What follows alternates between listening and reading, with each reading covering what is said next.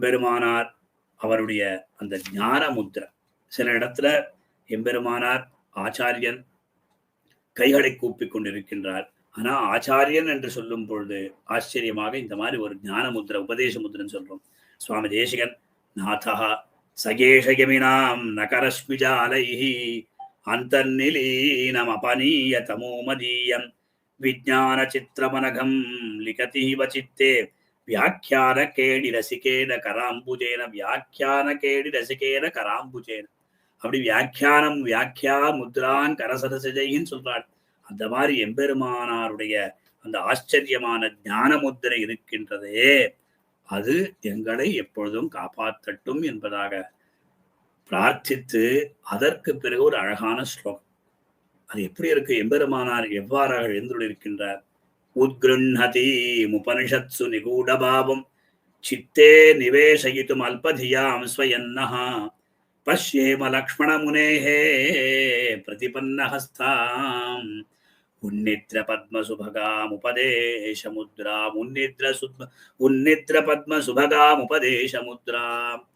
அந்த உபதேச முத்ரை உன்னித்ர பத்ம சுபகாம். அப்பொழுதே இந்த பத்மம், அதான் மலர், அது எப்பொழுது விகாசிக்கிறதோ அது எவ்வளவு அழகா இருக்கிறோமோ அந்த மாதிரியாக எம்பெருமானாருடைய உபதேச முத்திரை அவ்வளவு சோபாவகமாக இருக்கின்றது. சுவாமி தேசிகனுடைய கல்பனா சாது உத்கிருண்ணதி உபனிஷத்சு நிகூடபாவம். ஆச்சாரியன் சொல்லும் பொழுது அவ எல்லாருக்கும் உபகாரம் பண்ணிட்டே இருக்கும். அவன்தான் நிஜமான ஆச்சாரியன். தன்னுடைய வித்யை தானே வைத்துக் கொள்வது ஆச்சாரியத்துவம்.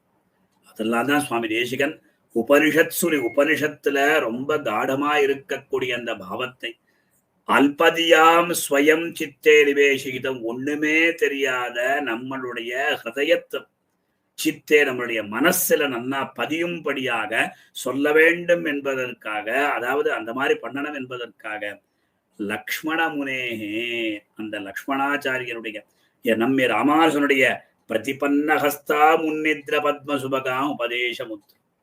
அழகாக அந்த உபதேச முத்ரா பத்மம் போல விளங்குகிறது. அந்த பத்ம விகாசம் எவ்வளவு ஒரு காலங்கார்த்தால நம்ம பார்த்தா எவ்வளவு நன்னா இருக்குமோ அந்த மாதிரி அந்த உன்னித்ர பத்ம சுபகாம் ரொம்ப ஆச்சரியமான ஒரு பதப்புரி. அப்பொழுதே மலர்ந்த அந்த புஷ்பத்தை பார்த்தால் எவ்வளவு நல்லா இருக்கும், கண்ணுக்கு இனிமையா இருக்கும். ஸ்ரோத்ரானந்தம், ஸ்ரவணானந்தம், அதே மாதிரி நேத்ரானந்தம். உபதேச முத்திரை அவ்வாறாக இருக்கு.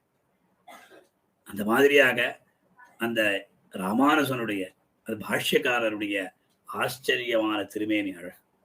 இதுல பல அர்த்தங்கள் உண்டு. இந்த 3 விரல்கள் இந்த மாதிரி இருக்கின்றது. அதாவது 2 விரல் மாத்திரம் அடங்கி இருக்கின்றது, 3 இங்க திறந்திருக்கு. இதுல 1 கர்மயோகம், 2 பக்தி யோகம், 3 ஞான யோகம். கர்ம ஞான பக்தி யோகம் சொல்லலாம்.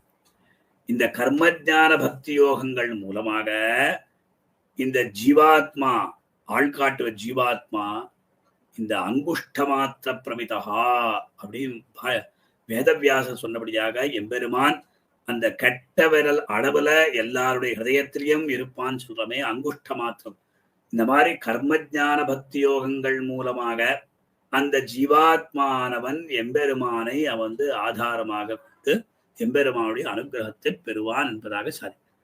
இந்த மாதிரி உத்குருண்ணதியும் உபனிஷத்சு நிகூடபாவம் சித்தே நிவேசயித்தும் அல்பதியாம் ஸ்வயன்னஹ பஷ்யேவ லக்ஷ்மண முனேஹே பிரதிபன்னஹஸ்தாம் உன்னித்ர பத்மசுபகாம் உபதேச முத்ராம் என்பதாக சாதிக்கிறார்.